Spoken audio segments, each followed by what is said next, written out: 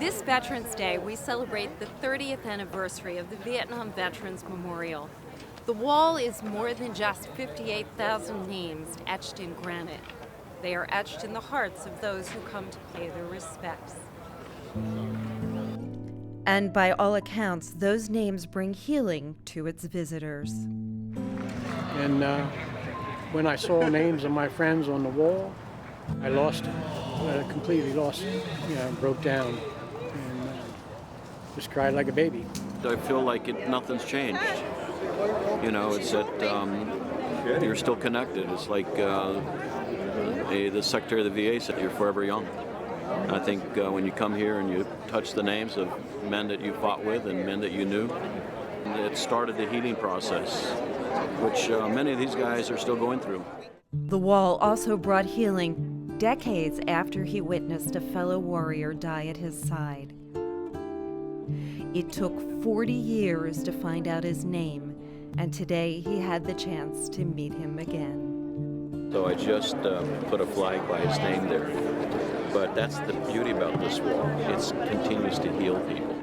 Vets came from around the country to recognize this monumental 30th celebration and their own lost comrades.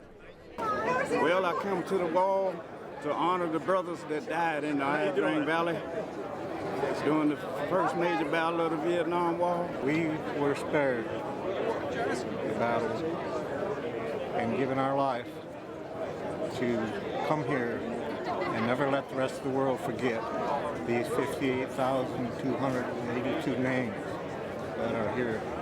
The highlight of the ceremony was Secretary Shinseki, a Vietnam veteran himself, with a very personal tribute. Here, 58,282 fallen Americans remain forever brave, forever young, forever vibrant. Whenever their names are caressed by the fingers of loving spouses or parents, children who grew into adulthood without a parent, mourning friends, hands reaching out in remembrance, in sadness, in reverence, the wall does have the power to uplift and offer a measure of healing. This national memorial inspired many local tributes. One of those started 25 years ago last month with a visit to the memorial to trace the names of Philadelphia's fallen by a group known as the Last Patrol. That group of 10 veterans then walked back to Philadelphia. I thought it would be a good idea to actually physically go down, do the tracings, and bring the men physically back to Philadelphia. Retired vocational rehabilitation counselor Denny Best was one of those bringing the names back to Philadelphia. Well, it meant a lot to me. There were a lot of people from Philadelphia watching the Last Patrol from Washington, D.C. to Philadelphia. We were covering about 28 miles a day in order to do the 143-mile journey.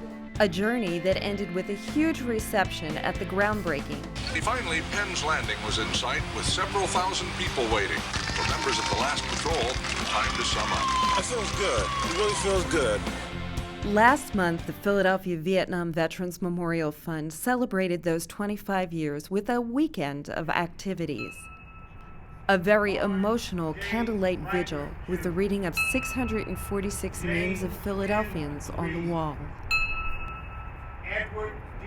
Riley, Jr. One of those names was read by current VA Insurance Center employee Marty Lehman, whose brother's name is on the wall. He was 18 years old, killed back in 1968 up in Quan Tree. The solemnness of the vigil was followed by a celebratory reception, a parade the next day,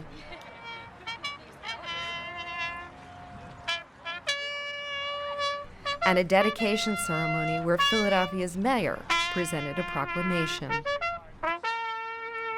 I, Michael A. Nutter, Mayor of the City of Philadelphia, hereby officially proclaim October 27, 2012, Philadelphia Vietnam Veterans Memorial Day in Philadelphia.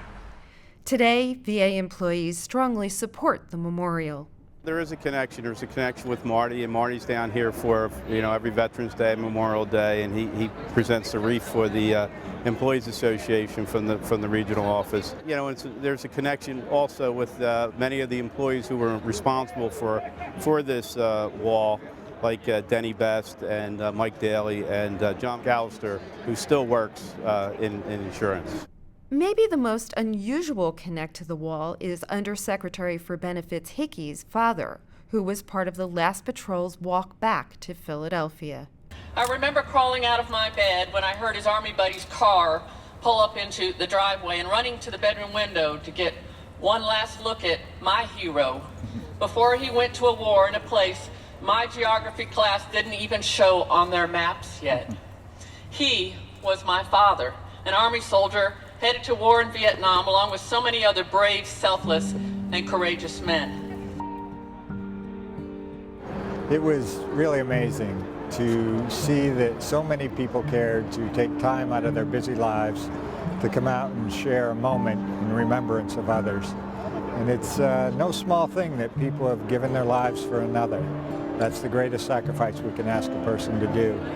And the next greatest is to take time to remember them year after year after year.